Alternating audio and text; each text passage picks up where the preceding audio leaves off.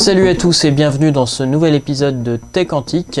Je suis Mickaël Minari, passionné de matériel photographie et hi-fi antique et atypique. Pour cette fois-ci, je vais vous présenter encore une fois une cassette audio et je vais vous présenter la TDK Endless EC6. Qu'est-ce que c'est ? Vous allez me dire, encore une cassette audio. Bon, à part la différence de qualité de son, ça changera pas grand-chose. Bah, celle-là a beaucoup de choses de particulier. Pour ceux qui parlent l'anglais ont déjà compris ce que c'était. Donc voilà, on voit juste qu'il y a marqué Special Use en haut. Usage spécial. Quand on l'ouvre, on voit ici une chose bizarre. On a un seul OBS en français, une seule bobine. Voilà. On a une seule bobine et de l'autre côté, on voit que voilà, il n'y a rien du tout, on n'a rien à tourner. En haut, donc une seule face enregistrable.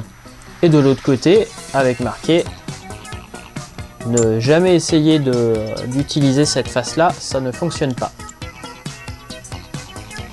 Quand on va ouvrir, on va avoir plein d'instructions avec marqué insérer la cassette avec la face du haut en premier, donc la face qui est marquée ici. Ne pas utiliser de lecteur en position verticale. Après, comme toutes les cassettes, attention à mettre à l'endroit trop chaud, des endroits magnétiques, etc.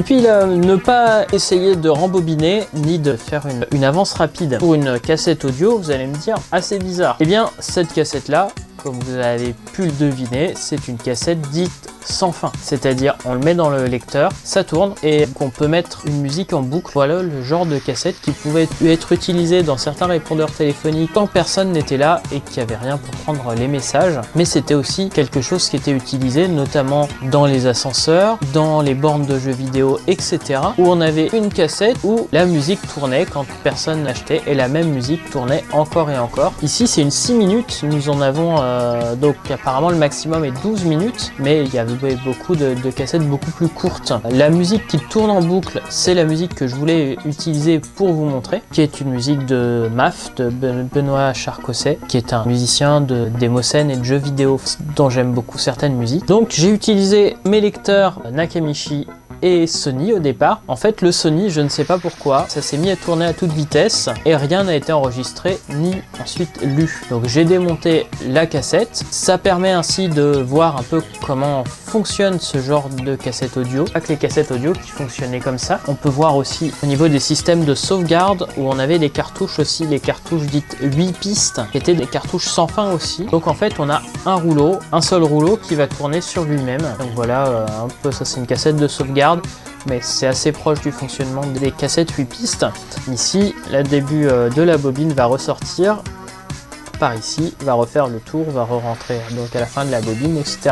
Et donc ça va tourner en boucle. Voilà, j'espère que vous avez été intéressé par ce genre de petit objet peu étrange, puisque maintenant on a tout simplement le numérique, comme les ordinateurs que j'ai derrière moi. Il suffit d'appuyer sur répéter toujours repeat all pour avoir autre musique encore et encore et encore. À l'époque, on avait avant donc l'avènement du numérique. Cette cassette-là doit dater des fins des années 70. C'était à peu près tout ce qu'on avait. Ça a été utilisé dans les bornes d'arcade, les bornes de jeux vidéo.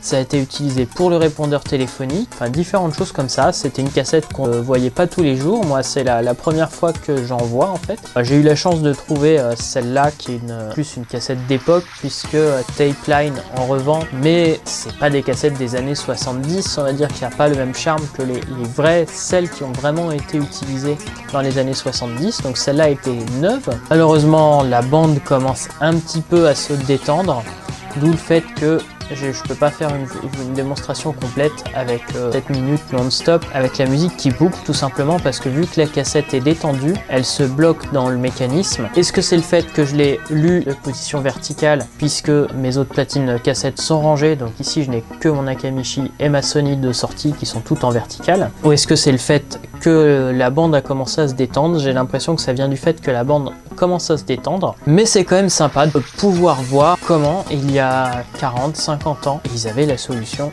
en tout cas dans les années 60-70, pour écouter de la musique ou mettre quelque chose non-stop, puisque il n'y a pas du tout d'arrêt, il n'y a pas besoin d'arrêter, de rembobiner, etc.